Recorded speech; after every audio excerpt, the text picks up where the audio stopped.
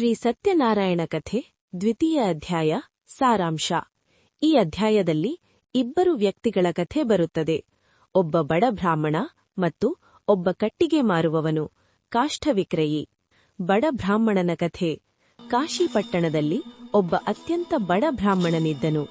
ಅವನು ಹಸಿವು ತೃಷೆಗಳಿಂದ ದಿನಾಲೂ ಭಿಕ್ಷೆ ಬೇಡುತ್ತಾ ಅಲೆಯುತ್ತಿದ್ದನು.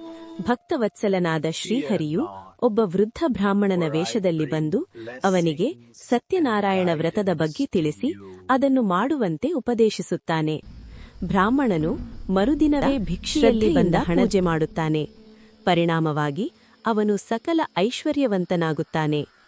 ಕಟ್ಟಿಗೆ ಮಾರುವವನ ಕಥೆ. ಒಮ್ಮೆ ಆ ಬ್ರಾಹ್ಮಣನು ಪೂಜೆ ಮಾಡುತ್ತಿರುವಾಗ ಒಬ್ಬ ಕಟ್ಟಿಗೆ ಮಾರುವವನು ಬಾಯಾರಿಕೆಯಿಂದ ಅಲ್ಲಿಗೆ ಬರುತ್ತಾನೆ. ಪೂಜೆಯನ್ನು ನೋಡಿ ಪ್ರಸಾದ ಸ್ವೀಕರಿಸಿ ವ್ರತದ ಮಹಿಮೆಯನ್ನು ತಿಳಿದುಕೊಳ್ಳುತ್ತಾನೆ. ಅವನು ಅಂದು ಕಟ್ಟಿಗೆ ಮಾರಿದ ಹಣದಲ್ಲಿ ಪೂಜಾ ಸಾಮಗ್ರಿಗಳನ್ನು ತಂದು